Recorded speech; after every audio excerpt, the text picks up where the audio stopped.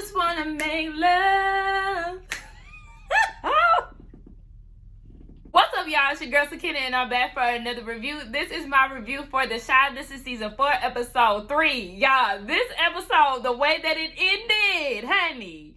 I just wanna make love. I don't know that song, but I know one thing that is stuck in my head because that last scene did a whole lot. But anyway, let's hop right into it. You know how we're gonna do it. We're gonna do it character by character. So yeah, let's get into it. We open up with Kevin. We see that Keisha is not really feeling well. She's not sleeping well. She's really cranky. You know, that comes with the territory when it comes down to being pregnant. And Nina shows Kevin a timeline of, you know, the years throughout his life. She said high school and college, they are foundational to your life and how your life will pretty much, what your life will pretty much look like. So yeah, it's very important for you to make sure that you do well in school because it oftentimes determines the way that your life will go. And like I said, often, not all the time, because Kevin started listing off people like Obama and Oprah and AI. And it's like, yeah, you can be successful without a college degree and all of that, but you do want to make sure that you have some type of plan, some type of backup. Like, don't just be floating around, coasting around life. You have to be able to see some type of vision, honey. Whether you know what it is exactly or not, just make sure you got some type of hustle in you to get some shit done. He said that, you know, he's going to do the best that he can, but it really is what it is. He was going off to school, but he's really suspended, but he has to go to school. I said, baby, you in ISS. Just say that you in ISS because you talking about some you suspended, but you got to go to school. You was the in-school suspension. Now, mind you, Nina is trying to get Dre, Keisha, and Kevin together because she wants to cook this new lasagna recipe. So she like, everybody, make sure y'all get home at 7. So everybody's like, all right. Now, going on to ISS, we see that it's a white teacher there, and he's trying to explain to Jake and Kevin that, you know, I understand why you all are lashing out because of, you know, the things that you experience. Racist people, they do these things to black people and they expect y'all to follow suit and fall in line, and you know it's a lot of racial trauma going on, and they looking at him like, baby, we don't need you to be trying to protect us and try to give us no speech. Like, we just want to sit here in silence. And he was like, actually, I'm gonna let y'all go, but y'all have to write an essay explaining what y'all experienced with police brutality just so you can have it in writing, and I'll let y'all go. Jake is like, no, but Kevin is like, yeah, I'm going to go ahead and write it because I want to get out of ISS. Now, we see Gemma is in the hallway when they get out, and she's reading Kevin's essay, and she's trying to get him to be a part of an interview for the morning announcements. And he was like, no, that's nerd shit. Save it. So then he walks away, and she turns around with this big-ass grin on her face, and she looking at Jake like, can you please do my interview? You know, he instantly shut that shit down because he don't like to talk to white people. And she was like, I don't like to talk to white people either. Like, let's just go ahead and do this. Just talk to me. And he was like, all right. And she's doing all this smiling and grinning yet again. I said, oh, no, ma'am. Like, anyway, let's just get straight into it, okay? Since we here. He gets dressed for this interview, right? Jake, that is. And Gemma talking about, you look nice. What is that smell? Do you have on cologne? Don't worry about what he got. Don't worry about what he got going on, okay? What he got going on. Like, Gemma, stay in your lane. Just interview him, and that's it. Y'all, I'm kind of off some Ciroc right now, so. So she started to ask Jake some questions. She said, why do you think the police felt threatened? And Jake said that they feel like I'm dangerous and that I don't care whether or not I live or if I want to die. He said, I want to live. I want to do something with my life. And he said, you know, we say fuck the police because it's just that. That's exactly how we feel about it. And I said, I know that's right, Jake. You was definitely speaking a word. However, you know, everybody in the class was watching, including Kevin. I said, you see what's going on, Kevin? You see all of this? Are you aware? Did Jake text you and tell you that he was going to do an interview with your girl? Because something is telling me that you didn't know. But see, this is what happens when you're not cautious, okay? But anyway, speaking of him, we see him, he at the house. He texted Gemma talking about, baby, what's up? I miss you. Where you at? And she just leaving him on red. So baby is going through it. Kevin was so stressed.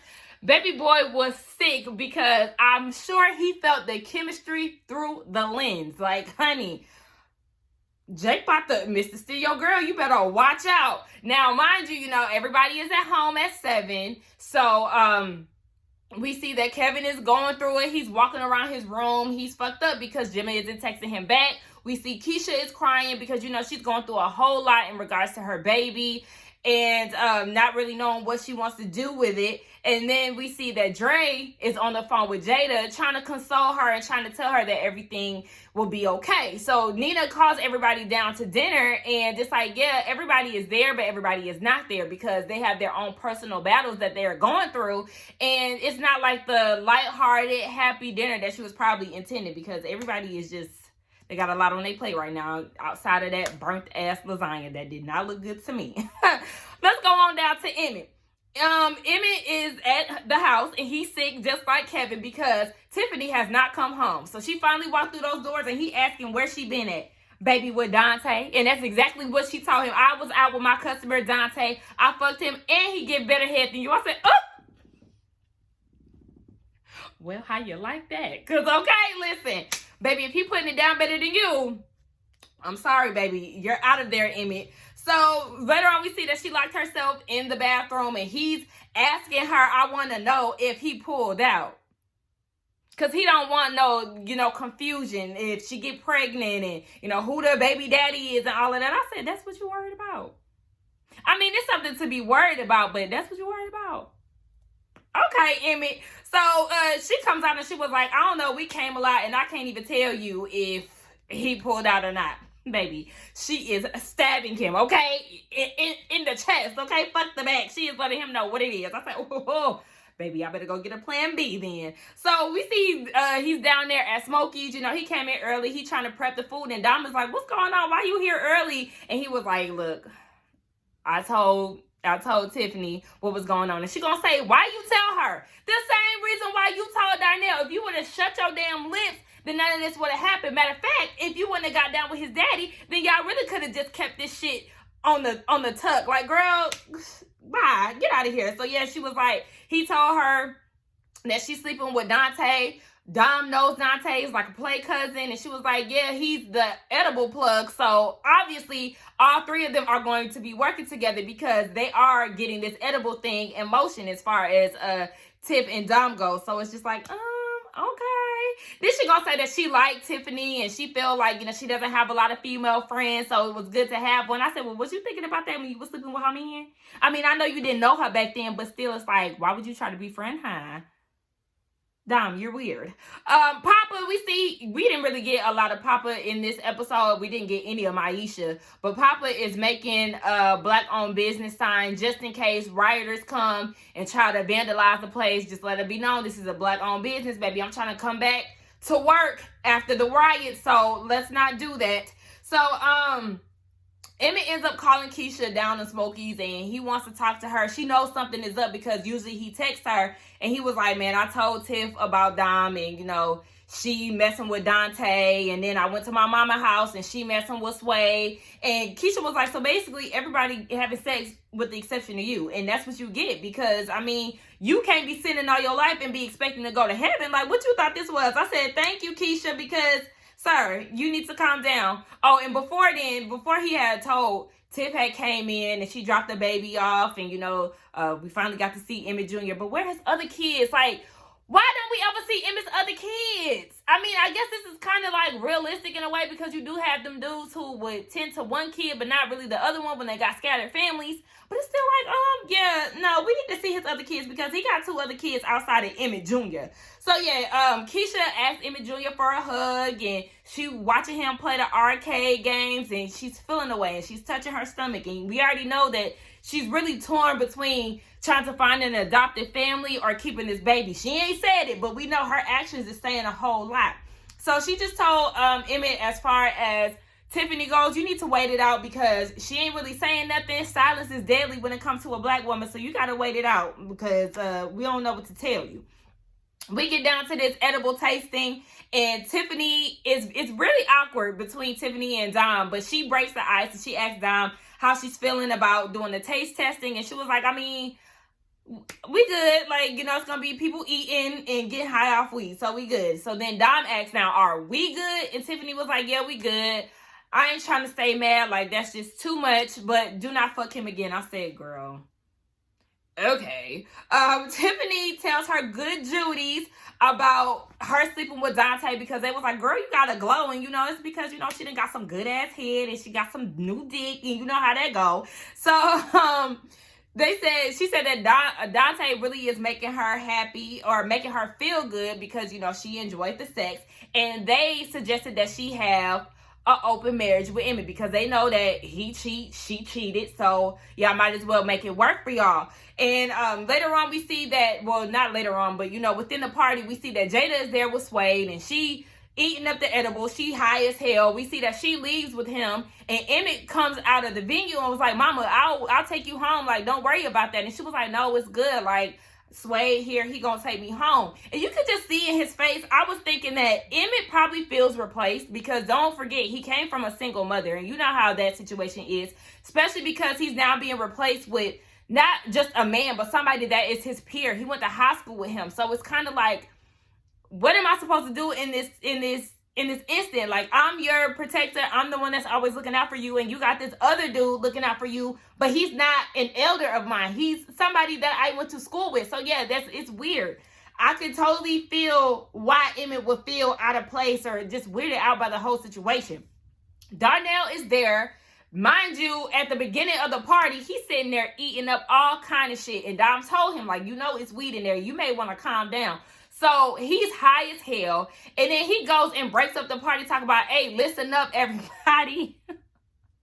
I don't want to be high no more. And that is so funny to me because that's why I don't like smoking. Like, I'm more of a drinker. First of all, smoking takes too much energy, honey, okay? You gotta break it down, crush a bit, little bit, roll it up, take a hit. Like, you gotta do way too much to get the party going. Whereas a drink, baby, all you gotta do is pour me up and I'm sipping. Like, it's just too much effort going into that. And that's why I do the drops. Like, my mom got me some, what is it, THC? I think that's what it's called, THC drops. So, you know, I drop some shit in my drink and then I start feeling my high. But I can't, like, hit the blunt multiple times because when I'm high like that and I feel stuck and I can't do nothing, baby, it's over. Like, it just makes me not want to do that shit ever again.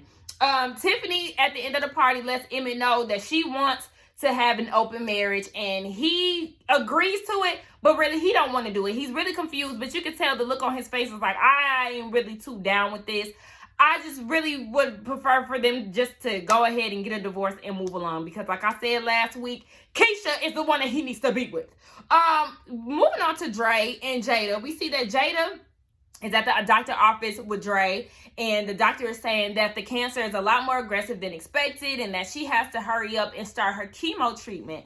So she's trying to keep everything under wraps. She doesn't really want Nina to know. She doesn't want Emmett to know. She said that Emmett has a lot going on with Tiffany, so she just doesn't want to be a burden. But it's like, yeah, I'm with Dre. We all got problems. I would never want my parents to feel as if my best friends, like anybody that is important to me, I don't want them to ever feel like I got too much going on in my life to where they couldn't come to me and tell me, you know, their deepest, darkest secrets or how they're feeling that day or whatever the case, what they're going through. Like, girl, go ahead and tell your son because most importantly, that is the only son that you have and he deserves to know what's going on with you. But he comes over and he's trying to tell her what's going on with Tiff. And she is in her lingerie. So she was like, hey, you supposed to use the key for emergency purposes. Like, you can't just be intruding in my shit. Like, hold on now. So he trying to, you know, tell her what's going on. And then Waithe come out the bathroom and he was like, bruh, didn't I tell you don't be fucking with him? Like, it's on site. Like, you better be lucky this my mama house because I'll beat your ass. You better not let me catch you. And Waithe was like, catch me then. I said, oh. Now, Emmett, I hope you can fight because Waithe is apparently about that life, honey. He is not shook up by you.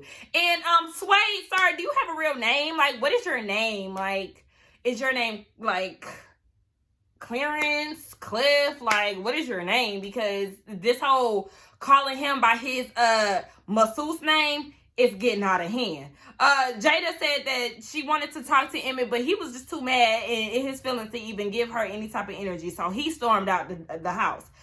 Moving on to Duda. we see that he is with Tracy, and he wants to give her $5 million. I said, oh, $5 million?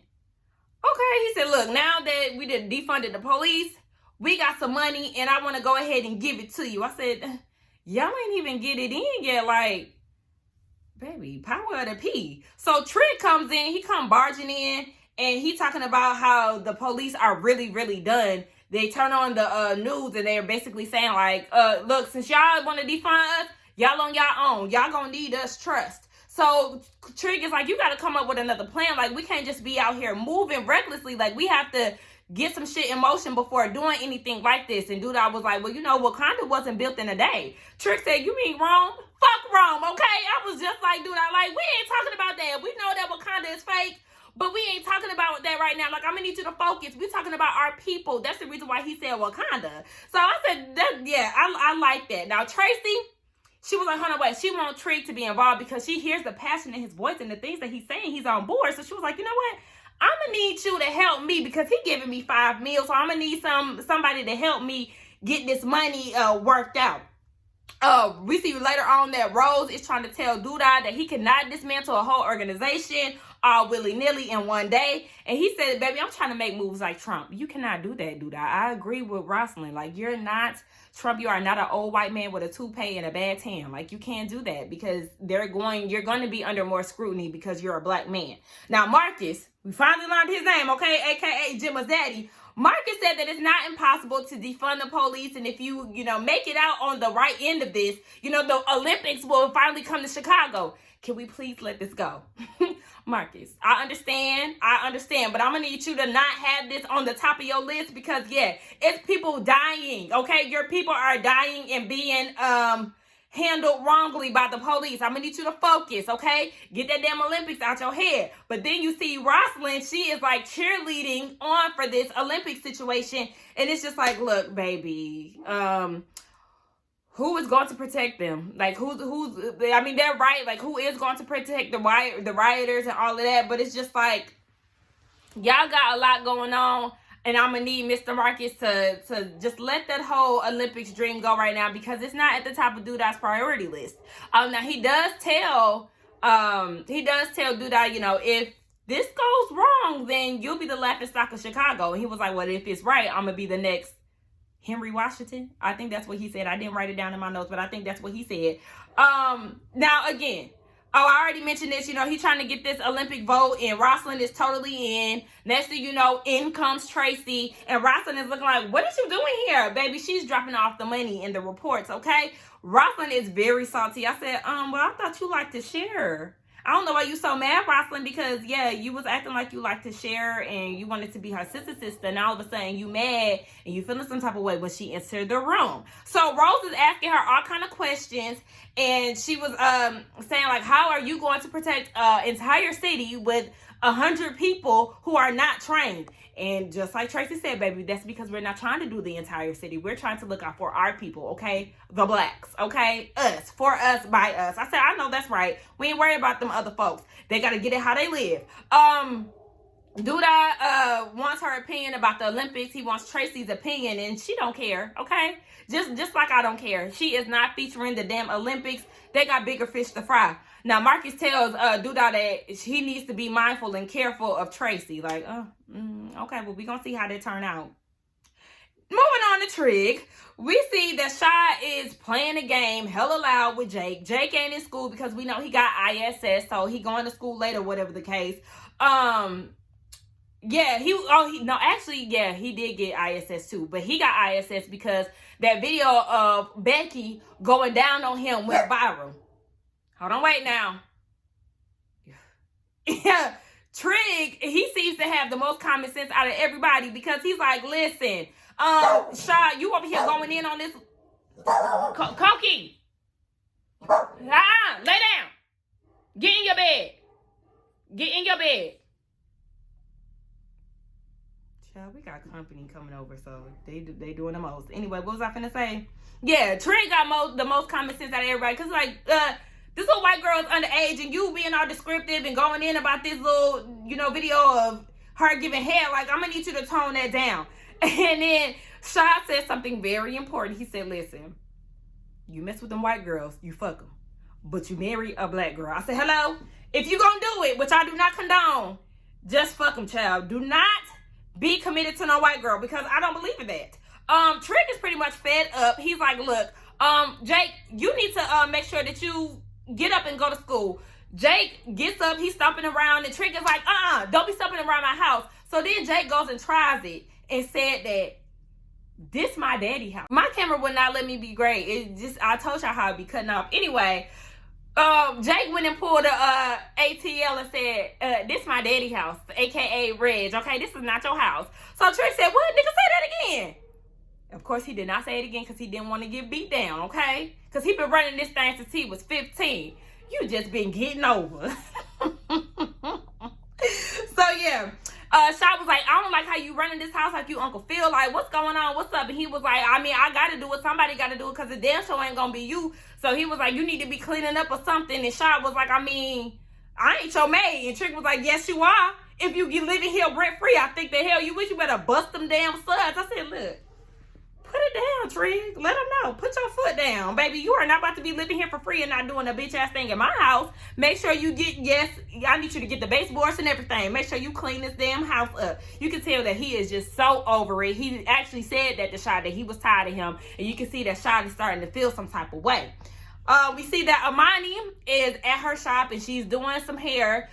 This guy walks in and demands that she does this little girl's hair. Or this younger girl's hair. And I was like, is that old dude that Papa Jake and Kevin ran up on when Keisha was missing? Yep, that's fine ass Nook, baby. So, he was like, yeah, do her hair. And I said, oh my gosh, this has to be one of the missing girls. Like, this has to be one of them. And true enough, it was. Now, Amani is asking her how often she does her hair. Baby, are you not reading the room, Amani? You already know what type of party this is. She ain't washing her hair because Nook and them got her down there being a sex slave. So then Shaw walks in and he recognizes Nook, and you know they used to be homeboys, so they having a good talk and they leave. So when they leave, Amani looks down at the girl and asks her if she's okay, and she's crying. And I said, oh my gosh, save her, save her. Amani, you got to do something. But then I was kind of like, how you gonna save her, because the police gone. So how would you handle this situation, because the police then skipped town. Now we see that Shaw and Nook are down at the is it Nook or Nook, honey? Anyway, they're down at the bar and they talking about how he's working for Amani because, you know, his probation and all of that. So Nikki was like, you know, that's not female, that's dude in a dress, just being real disrespectful, honey. So you could tell that Shaw is starting to feel some type of way, and he kind of like thinking about it. And I'm like, I hope you don't do nothing to my good sis, because she just simply trying to get her barbershop off the ground and live a happy life with Jake and Trig. So don't go fucking with my sis. Now Amani was talking to her friends and was saying how she really did want to save the girl, but there was nothing that she could do. So her friends was pretty much trying to just, you know, brush off the situation. And she was like, see, that's the thing. Y'all really try to act as if these things are not real, and they are. So her friend was like, well, you know, just talk to Trig and see if he can get her up under from Nook. We get down to this rock meeting and we see that it's hosted at Papa's dad's church. I said, oh, when did you get out the fast, sir? Because we didn't hear nothing about no update, what happened with him, what's going on with the relationship with him and Papa. We didn't hear none of that. So Trig, he wants the people to stop calling the 911 and call the community protection offices, which is them, the Rock committee or organization. So the elders are pretty much like, I don't know about this, because you got the youngest out here wilding, killing each other, but yet they're getting upset when the cops kill them. Listen, we already know, ma'am, we know that the youngest, they definitely need to be under control, and they need to really start to come together. But just like Trig said, crime don't have no color, okay? Every culture, every race has their own issues within themselves, their own crime. So it's just like, yeah, baby, they got their own civil wars. The police want us to be violent and act as if we need them. So Duda came up and he was like, no, not yet. Tracy mentioned Duda. I was like, he is actually putting his money where his mouth is. Like, I know his background ain't squeaky clean, but sometimes we all have to swim upstream. You ain't no saint. We all are sinners. All right, enough Jill. So they were just basically saying that they just gonna have to handle their own issues. And Trig was like, we got some applications. All of y'all started listing y'all strong points, and we gonna work this out. So they're called the community protection, and they get a phone call about, you know, something going on. So baby, they gotta be on the case. So a couple is arguing about OnlyFans. I said, oh, okay. And next thing you know, we see the couple, and it's the rapper Vic Mensa. We know he's a Chicago native and all of that too. Now he done got mad for Trig trying to break up the scene, and he swing on Trig and, you know, punch that nigga in his eye. Tracy, she trying to talk to the girl, and she was like, I don't know you, who are you? So, you know, they're looking at Trig and Tracy like, bruh, y'all trying to break this up, and we don't even know y'all, like, y'all need to mind y'all business. But we see that Tracy end up talking to the girl, and she was like, y'all need to do therapy, and they got a guardianship of a young girl, and, you know, they just got all this stuff going on, and the girl was saying that she basically just wants better for her entire family. So we see that Trig is trying to talk to Vic's character, and he's trying to talk him down, and he was like, you know, as a man, it's up to me to protect you. Basically on some I am my brother's keeper type of situation. So him and Tracy, they come together, and they was questioning whether or not they can really do this. Kind of be like, you know, the, what's the name that I'm looking for? Like, you know, basically like the neighborhood watch, but in a more positive way. Like, really out here trying to look out for the black community. But just like Trig said, baby, we got to start somewhere. He gets home, and he was just basically saying that he's just trying to stop the terrorism in the city. And Amani tells him about the girl that's up under Nook. And Trig was basically saying that it was a choice. Sir, was it a choice for Keisha? No, it was not. Sis got kidnapped, okay? And it just like, if girls get kidnapped, and they be in these situations that they never intended to be in. So it's like, yeah, they need somebody to save them, because a lot of the times it's very hard for them to get out of the situation. They've been mentally broken down, and, you know, all these factors that stop them from breaking free or making it seem as easy as it could be to walk out. Like, no, it's not that easy. So Amani was like, yeah, you could tell Nook, you know, to let her go. And he was like, I don't work for him. Like, girl, listen, now your ass is on the couch because you don't want to try to save the girls. Like, people like Nook are terrorists as well, because they're holding young girls hostage. So I don't understand why you would take something like police brutality or gun violence and things like that so serious, but wouldn't take something like young black girls getting kidnapped and being sold into slave work. Like, hello, that's a terroristic act as well. So we see they having another meeting down at the Rock community venue, whatever the hell you want to call it, the community protection. So Duda said that he wants everybody to keep everything quiet because it'll be easier that way, because, you know, the cops do make it seem like y'all need us. It is only a matter of time before y'all gonna start begging for us back. Duda tells Tracy that he's going home. And basically he told the community to have my back and I'll never let you down. And then he told Tracy, I'm going home for a nightcap. And she said, can I go with you? I said, did he ask you, ma'am? But you know how dudes do. They ain't gonna decline that. So, Mr. Otis Perry, they down at the penthouse, and they're sharing a glass of wine, and he's saying, you know, I'm proud of you. And she was like, I can't remember the last time somebody told me that. Girl, Tracy, be quiet. And you know what? I think I remember where I've seen Tracy from. The way she was giving Otis the eye in the last episode she was in, I think she was in Roll Bounce. Do y'all remember, what's the guy name? Damn, that's one of my favorite movies too, and I cannot think of it right now. The guy who was taking his shirt off and shit. Sweetness. Yes, I think she was one of the Sweetness girls. But anyway, yeah, so she was just basically, they were saying that they like each other and all of that, and they start kissing, and then I said, wait a minute, they start having sex. And I don't remember Duda taking his pants down, because I said, are y'all dry humping? Like, what's going on here? I was so confused because I mean, did you just whip it out from the zipper? Because I don't know, was I the only one who noticed that? But they getting it in, and next thing you know, Miss Rosalind, aka Miss Candy Burris, who freak number is on 1,000, came in and said, so where was my invitation? Like, y'all was just gonna start the party without me? But it's okay. Baby, Miss Rosalind sat on the couch, and she beat her nails like, she was doing all of that because at first Duda was against it. Like, man, you done fucked up my damn whole shindig. And then what's her name? Tracy was like, oh no, baby, she could watch because, baby, I want the D, okay? So they got down on the couch and they started getting down and dirty. Meanwhile, Miss Rossin is getting turned on. I said, freak nasties, okay? Y'all is nasty as hell, but for some reason I was like, okay. Okay, it could be me, but okay, I see y'all getting all steamy and shit. Like, baby, when I tell y'all that last scene was like, oh, okay. Look, Miss Rossin said, y'all ain't gonna let me get in that sister action, but I'm gonna definitely watch. So we gonna see how that little love triangle goes.